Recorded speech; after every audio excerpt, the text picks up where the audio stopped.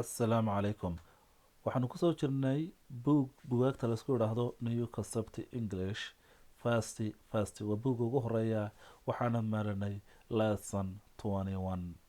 Which book waa buuggee man iyo woman, nin iyo gabadh ayaa wada hadli doona.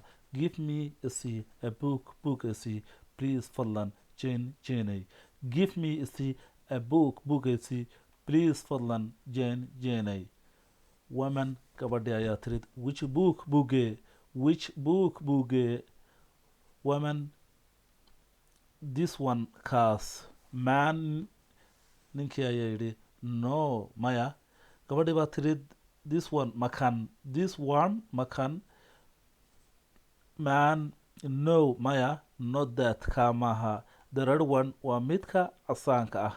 No maya, not that one maaha kaas.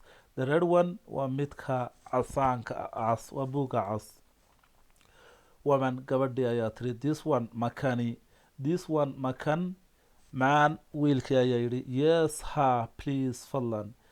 Wuxuu yidhi yes ha please fadlan. Gabadhii ayaa hadalkii sii qaadatay waxay tirid here you are ho. Man ninkii ayaa ku jawaabay oo kusoo gabagabeeyay hadalkii thank you waad mahadsan tahay. Casharadani way noo socon doonaan ilaa uu buugga ka dhammaado. Insha allah waxay faahfaahina nagala soo xidhiidha lambarka hoos ku qoran. Waad mahadsantihiin.